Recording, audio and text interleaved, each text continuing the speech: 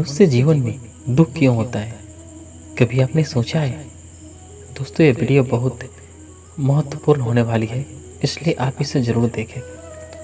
आजकल जिससे भी मिलो वह केवल अपने दुख की बात करता है। कोई अपने आर्थिक दुख की बात करता है, कोई अपने पारिवारिक दुख की, तो कोई अपने शारीरिक दुख की बात करता है। दुनिया में शायद ही कोई ऐसा मनुष्य होगा जिससे कोई दुख ना हो। खैर, हमारे जीवन में सुख दुख तो आते जाते ही रहते हैं, परंतु मजे की बात यह है कि हम अपने दुख के लिए कभी ईश्वर को, तो कभी किस्मत को, तो कभी दूसरों को दोषी ठहराते हैं। जबकि सच्चाई यह है कि हर मनुष्य अपने दुख का निर्माण खुद करता है। हर मनुष्य अपना दुख खुद उत्पन्न करता है, लेकिन इस बात को कोई मानने को तैयार नहीं। जब मैं पहली बार इस दुनिया में आया था तब मैं बहुत खुश था। इतनी खूबसूरत दुनिया को देखकर कितना मनोहर दृश्य था। हंसते मुस्कुराते फूल हवा में झूमते, पेड़ पौधे गाते गुनगुनाते चिड़िया का शोर, और इतने सुंदर सुंदर लोग, मुझे बहुत अच्छा लगा। इस दुनिया में आकर मैंने मन ही मन ईश्वर को शुक्रिया अदा किया। इतनी खूबसूरत दुनिया बनाने के लिए धन्यवाद प्रभु। परंतु धीरे धीरे जब मैं कुछ बड़ा हुआ और थोड़ी समझ हुई तो मैंने यह नोटिस किया कि पता नहीं क्यों मनुष्य अपने जीवन में खुश नहीं है। मैंने देखा कुछ लोग चिंता में डूबे हुए थे, कुछ लोग गम के मारे रो रहे थे, कुछ लोग दुख से आंसू बहा रहे थे। मैंने कुछ लोगों को ये भी कहते हुए सुना कि दुनिया में केवल दुख ही दुख है। कुछ लोग तो ईश्वर को तो कोस रहे थे। ईश्वर ने उनकी ज़िंदगी को दुख से भर दिया। उनकी बातें सुनकर मुझे बड़ा आश्चर्य हुआ। मैंने सोचा कि ईश्वर भला ऐसे कैसे कर सकता है। मैंने तो सुना था कि ईश्वर मंगल करता, दुख हरता, कृपा निधान, उद्धार करता और दया के सागर है। फिर इतना सुंदर मनुष्य बनाकर उन्हें इतना पीड़ा, इतना दुख देना, यह तो कोई दया की बात नहीं हुई। मैंने तो सुना था कि ईश्वर बड़े महान है और महाज्ञानी है। फिर इतना सुंदर संसार बनाकर उसे दुखों से भर देना, यह तो कोई बड़ेपन का काम नहीं है। लोगों का दुख देखकर मैं हमेशा यही बातें सोचा करता था। तभी अचानक एक दिन सपने में ईश्वर मुझे मिल गए। मैंने ईश्वर से शिकायत की, उनसे पूछा कि आपने इतनी सुंदर दुनिया बनाई है, मनुष्य को इतना शानदार जीवन दिया है, फिर आप इन बेचारों मनुष्य को इतना दुख क्यों दे रहे हैं? ईश्वर चौंकते हुए बोले, तुमसे किसने कहा कि मनुष्य को मैं दुख देता हूँ? यह बात तो सरासर झूठ है।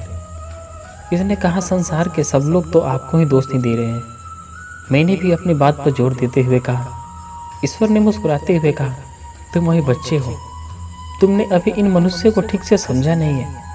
अपनी हर गलती के लिए दूसरों को जिम्मेदार ठहराते हैं। जाओ अभी संसार से कुछ सीखो, जीवन को गहराई से समझो और धीरे धीरे तुम्हें सब कुछ समझ में आ जाएगा।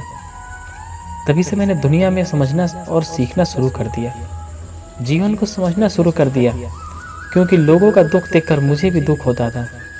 इसलिए मुझे किसी भी हाल में इस प्रश्न का उत्तर ढूंढना था कि मनुष्य के जीवन में क्यों है। मैंने इस प्रश्न का उत्तर ढूंढने के लिए अपने दुखों को भी गहराई से विश्लेषण किया, अपने आसपास के दूसरे मनुष्य के दुख पर भी काफ़ी रिसर्च किया, और आज जब मैं अपने जीवन में काफ़ी हद तक समझ गया हूँ तो मुझे अपने प्रश्न का उत्तर मिल गया। अब मैं जान गया कि जीवन में दुख नाम की कोई चीज़ नहीं है। जीवन तो बहुत ही शानदार घटना है। दुख तो मनुष्य अपने लिए खुद पैदा करता है। दोस्तों, मैं जानता हूं कि आप लोग इस बात पर यकीन नहीं करेंगे, क्योंकि कुछ साल पहले मैं भी आप ही की तरह सोचता था। आप ही की तरह मेरे जीवन में केवल दुख ही दुख है। कभी गरीबी का दुख, कभी असफल होने का दुख, तो कभी अपने का खोने का दुख। परंतु कितना दुख झेलने के बाद भी मुझे ईश्वर पर पूरा विश्वास था कि वे कभी किसी को दुख नहीं दे सकते। ईश्वर के ऊपर मेरे इस अखंड विश्वास का कारण यह है कि मैं अपने कुदरती स्वभाव से ही धार्मिक, आध्यात्मिक स्वभाव का व्यक्ति हूँ। जीवन के हर कठिन मोड़ पर ईश्वरीय शक्ति ने मुझे सहारा दिया। मुझे हर पल अपने अंदर ईश्वर के होने का एहसास होता रहता है। लेकिन आप यह मत समझना कि मेरे विचार ईश्वर पर मेरी आस्था से अभी प्रेरित है। मैंने खुद के ऊपर काफ़ी प्रयोग भी किए हैं। इसके साथ साथ मनोवैज्ञानिक सिद्धांतों के आधार पर काफ़ी रिसर्च भी किए हैं। और काफ़ी रिसर्च करने के बाद अब मुझे समझ में आ गया है कि हमारे दुख के लिए भाग्य या ईश्वर जिम्मेदार नहीं है। हम खुद ही अपने लिए दुख को चुनौती देते हैं। हमारे दुख का एकमात्र कारण है हमारे स्वभाव और प्रकृति के नियमों के साथ संतुलन न होना। हमारे धर्म ग्रंथों में काम, क्रोध, लोभ, मोह और अहंकार को मनुष्य के दुख का मूल कारण बताया गया है और मनुष्य को इन पांचों विचारों से छुटकारा पाने की बात भी कही गई है। लेकिन मैं इनसे छुटकारा पाने की बात नहीं करूंगा, क्योंकि मुझे पता है कि आज के समय में इन पांचों विचारों से पूरे होने की किसी मनुष्य के लिए असंभव बात है। इसलिए आज मैं बात करूंगा हमारे जीवन और प्रकृति के बीच के संतुलन की। परंतु सबसे पहले हमें यह समझना होगा कि काम, क्रोध और लोभ, मोह और अहंकार हमारे दुख के निर्माण में किस प्रकार अपनी भूमिका निभा। श्रीमद् भगवद गीता में भगवान श्री कृष्ण कहते हैं, ये संपूर्ण जगत प्रकृति के अधीन है और इस जगत के सभी प्राणियों को प्रकृति के नियमों के अनुसार चलना पड़ता है। लेकिन हम इस पृथ्वी के सबसे पहले बुद्धिमानी प्राणी मनुष्य इतने मूर्ख है कि हम प्रकृति के विपरीत चलना चाहते हैं। हम जानते हैं परिवर्तन संसार का नियम है, कभी दिन कभी रात, कभी सर्दी कभी गर्मी, कभी धूप कभी छांव, कभी दुख कभी सुख। यह सृष्टि के जीवन का चक्र है। फिर भी हम चाहते हैं कि जीवन में सब कुछ हमारे अनुकूल हो। हम जानते हैं हम जैसा बीज बोए हैं वैसे, फिर भी हम चाहते हैं कि हम बीज बोए बबूल का और उसमें से आम निकल जाए।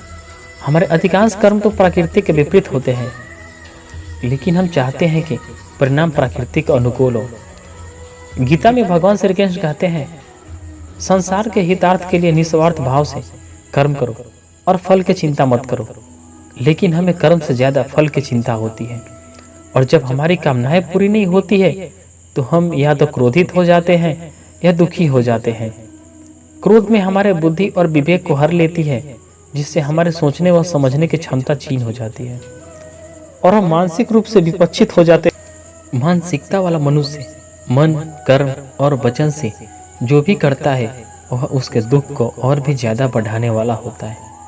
अब आप खुद सोचिए कि हमारे दुखी होने के लिए कौन दोषी है। हालांकि ऐसी बात भी नहीं है, हमारी इच्छाएं पूरी नहीं होती है, हमारी कई इच्छाएं पूरी भी होती है। लेकिन जब हमारी इच्छाएं पूरी हो जाती है तो हमारा लोभ और बढ़ जाता है, जो आगे चलकर मोह का रूप ले लेता है।